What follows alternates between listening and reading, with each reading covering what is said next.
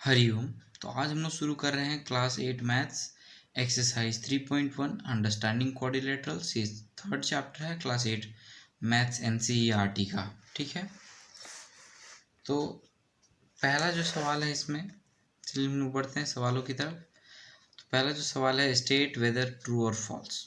ठीक है, तो इसमें एच क्वेश्चंस हैं, 8 क्वेश्चन हैं इसमें। ठीक है, ट्रू और फॉल्स बताना है हमको। ठीक, ये फर्स्ट क्वेश्चन है एक्सरसाइज 3.4 का। ठीक है,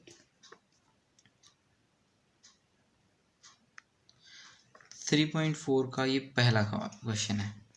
तो पहला क्वेश्चन जो है वो क्या कह रहा है कि ऑल रेक्टेंगल्स आर स्क्वायर। ठीक, तो सोचेंगे कि सारा रेक्टेंगल जो है वो स्क्वायर कैसे हो सकता है। तो ऐसे होगा कि ये जो है फर्स्ट स्टेटमेंट ए नंबर वो क्या है, फॉल्स है। फॉल्स है कैसे, इसका रीज़न तो बताइए भैया जी। तो रीज़न यही है कि opposite side of rectangle are equal but not adjacent. Opposite side of a rectangle are equal but not adjacent. ये जो है फॉल्स हुआ, क्यों? क्योंकि एक रेक्टेंगल जो है उसका अपोजिट साइड इक्वल हुआ। ठीक है, इसके बाद बगल वाला जो एडजेसेंट वाला है वो नहीं। बी नंबर की तरफ बढ़ते हैं। बी नंबर क्या कहता है, ऑल रोम्बस आर पैरेललोग्राम। ठीक है, तो पैरेललोग्राम जो है वो क्या होता है, इसके अपोजिट साइड्स इक्वल होते हैं। ठीक, अपोजिट साइड इक्वल होते हैं, अपोजिट एंगल इक्वल होते हैं, डायगोनल्स जो हैं वो बाइसेक्ट करते हैं। तो रोम्बस की भी यही प्रॉपर्टी है। ठीक, तो ये क्या होगा, ट्रू होगा। ठीक है, बी नंबर। सी नंबर पे हम लोग बढ़ते हैं। All square are rhombus and also rectangles. ठीक, इसमें कह रहा है कि ऑल स्क्वायर, सारे स्क्वायर रोम्बस हैं और रेक्टेंगल भी। तो स्क्वायर और रेक्टेंगल का भी यही प्रॉपर्टी है कि अपोजिट साइड्स इक्वल हैं। तो ये भी ट्रू होगा। एक तो हमको मतलब जानना है कि उसमें क्या है। तो स्क्वायर और रेक्टेंगल में भी क्या है कि अपोजिट साइड्स इक्वल हैं, डायगोनल्स बाइसेक्ट करते हैं, अपोजिट एंगल्स इक्वल हैं। ठीक, बात सही। स्क्वायर और रेक्टेंगल में अपोजिट साइड इक्वल है, एंगल इक्वल हैं। ठीक, डायगोनल्स बाइसेक्ट करते हैं। सी नंबर आ गया। आप लिखना चाहते हैं तो ये भी लिख सकते हैं। ठीक है,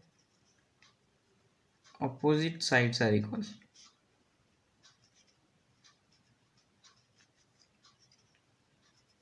यहाँ भी same, opposite sides and angle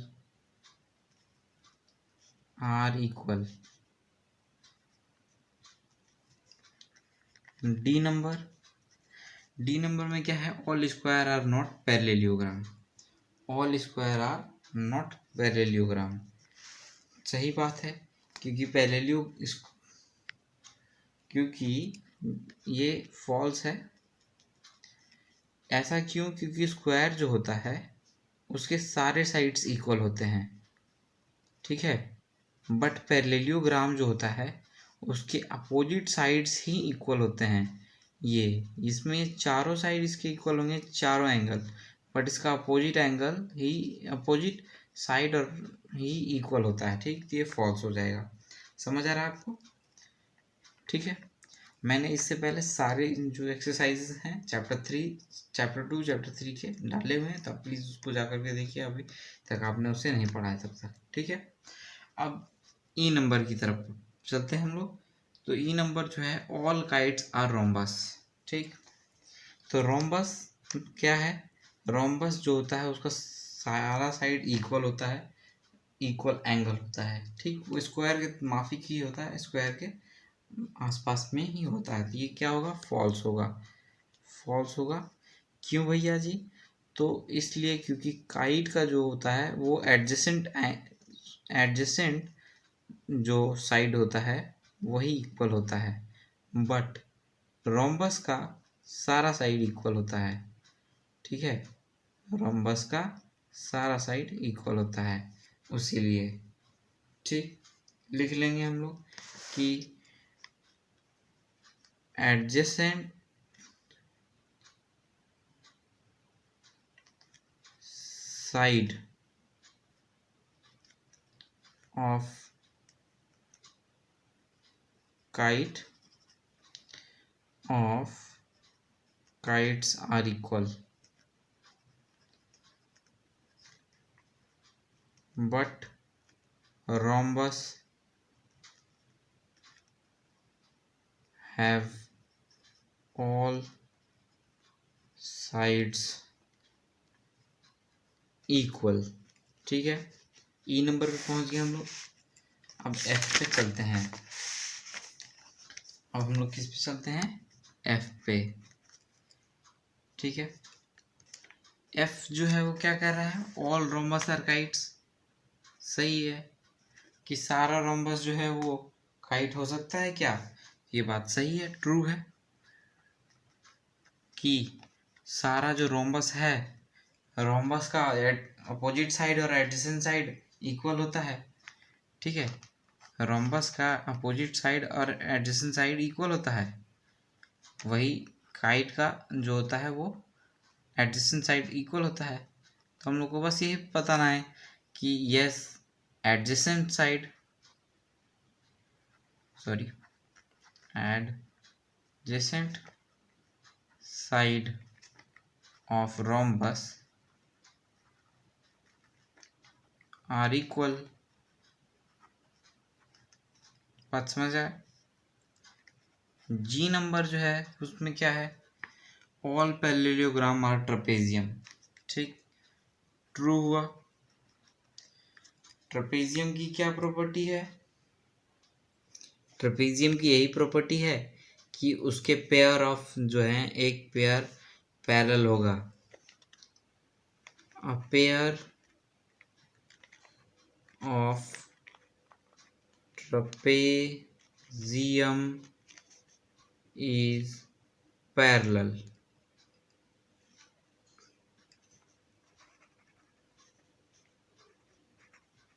A pair of sides of trapezium are parallel।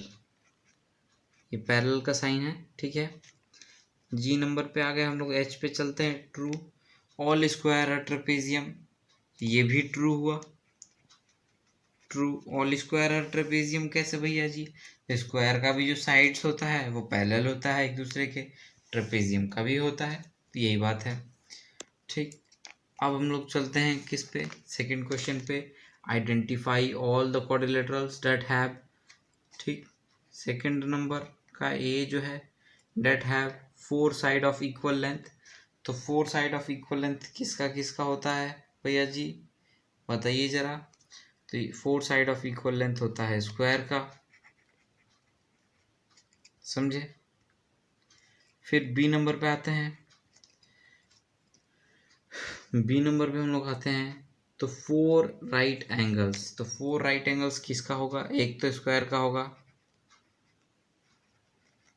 और एक रेक्टेंगल का होगा।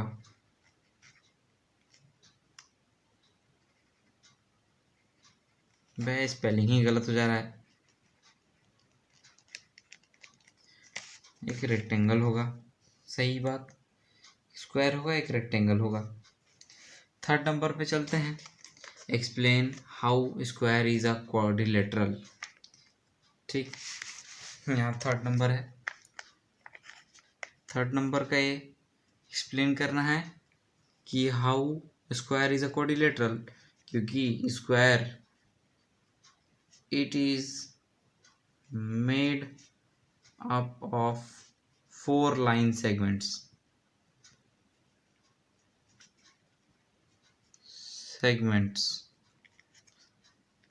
ठीक, तो ये क्वाड्रिलेटरल हुआ। सॉरी, स्क्वायर गलती बन गया, यहाँ बना देता हूँ, वो यहाँ पे बी नंबर जो है इसका इज अ पैरेललोग्राम, ठीक है। All side of square are parallel to its opposite side, ठीक।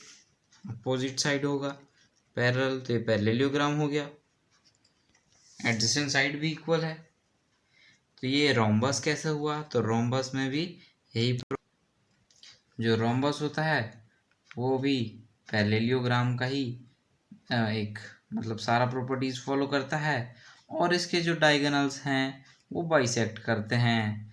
तो स्क्वायर के भी बाइसेक्ट करते हैं। Diagonals of square and rhombus bisect each other, समझे। डी नंबर जो है कि a rectangle, I square is a rectangle, तो यस 90 डिग्री रहेगा उसका जो है, यस का है। तो एक स्क्वायर जो है रेक्टेंगल कैसे है, अपोजिट साइड इक्वल है, अपोजिट एंगल्स 90 डिग्री है, और जो है कि डायगोनल्स बाइसेक्ट ईच अदर। तो पहला बात है opposite sides are equal, opposite sides are equal, opposite angles are equal, diagonal bisect each other। ये थर्ड क्वेश्चन पूरा गया। फोर्थ पे चलते हैं हम लोग। फोर्थ है name the quadrilateral whose diagonals bisect each other, जिसके डायगोनल जो हैं वो बाइसेक्ट करते हैं। तो बाइसेक्ट किसका किसका करेगा, रेक्टेंगल का,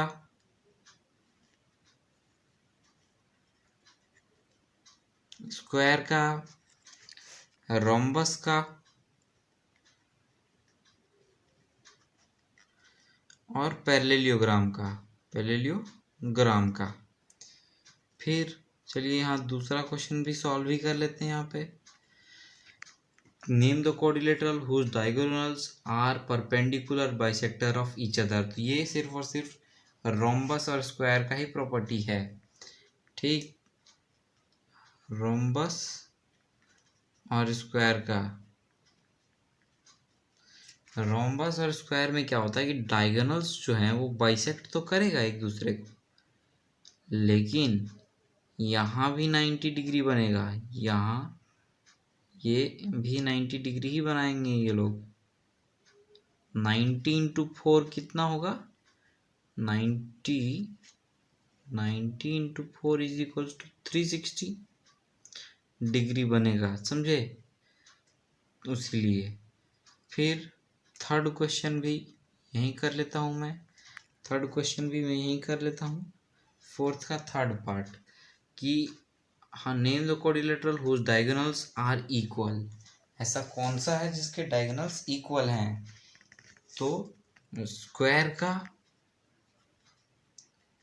का और रेक्टेंगल का, ठीक। एक बात बताता हूँ आपको, मैंने इंट्रोडक्शन वीडियो में बताया है कि इस पेज पर, ये देखिए इस पेज पर सारा चीज़ दिया है प्रॉपर्टीज, ठीक है। सारा प्रॉपर्टीज जो है वो दिया हुआ है, देख पा रहे हैं, समझे। फिर फोर्थ क्वेश्चन ये पूरा हुआ।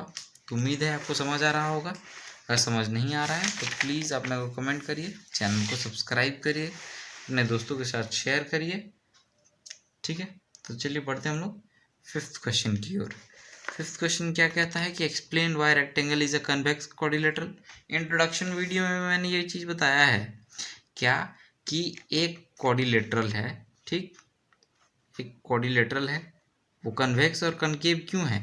कन्वेक्स इसीलिए है क्योंकि उसके डायगोनल्स उसके इंटीरियर में आते हैं, ठीक। और कनकेव इसीलिए हैं क्योंकि उसके डायगोनल्स आउटसाइड इट्स इंटीरियर हैं।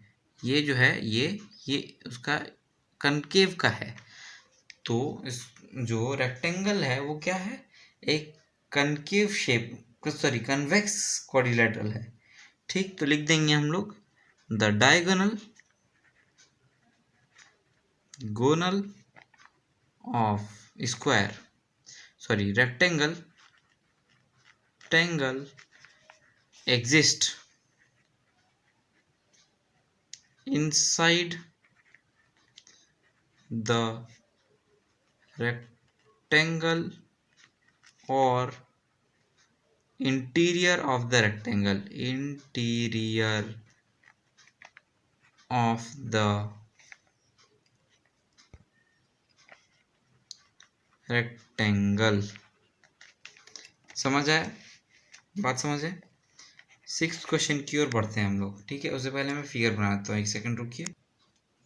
6th क्वेश्चन ये है कि A B is a right angle triangle and O is the midpoint of the opposite to the right angle.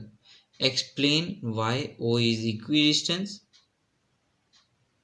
from A and B and C। मतलब एक ये right angle triangle है A B C, ठीक, और O इसका mid point है। अब हमको बताना है कि O जो है ए बी सी से इक्वल है, ठीक। तो एक काम हमको इसमें हेल्प करने के लिए दे दिया है कि डॉटेड लाइन, इसको हम लोग इस ट्रायंगल को एक रेक्टेंगल में चेंज कर देंगे। क्या कर देंगे, रेक्टेंगल में चेंज कर देंगे इसके लाइंस को एक्सटेंड करके, ठीक। इस लाइन को एक्सटेंड कर देंगे तो ये रेक्टेंगल हो जाएगा। और हम लोग एक प्रॉपर्टी जानते हैं रेक्टेंगल का कि the diagonals of rectangle bisect each other, ठीक है। बाइसेक्ट करता है ईच अदर, बाइसेक्ट मतलब इक्वल पार्ट्स में डिवाइड करता है। ये एक है सेंटीमीटर है तो ये भी 1 सेंटीमीटर ही होगा, ठीक है। 5 सेंटीमीटर तो ये 5 सेंटीमीटर होगा। ये प्रॉपर्टी है, इससे जो है हम लोग बता दिए कि diagonals of rectangle bisect each other, bisect करता है तो ओ पे ये ए ओ और ओ सी इक्वल होगा, ओ बी और ओ डी इक्वल होगा। Therefore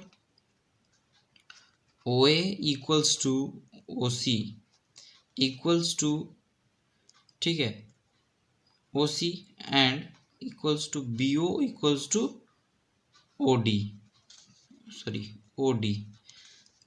since then O equals to A equals to B equals to C, ठीक है, equals to D। therefore O is equidistant from A, B, C and D। therefore hence proof। तो ये आखिरी question था इस exercise और इस chapter का। तो आई होप कि आप ये समझ गए होंगे। अगर आप तो प्लीज़ आप मेरे चैनल को सब्सक्राइब करिए, दोस्तों के साथ शेयर करिए, वीडियो को लाइक करिए। और अगर आपको कोई प्रॉब्लम आता है तो आप प्लीज़ कमेंट करिए, मैं उसको जल्द से जल्द सॉल्व करूँगा। तब तक के लिए गुड नाइट।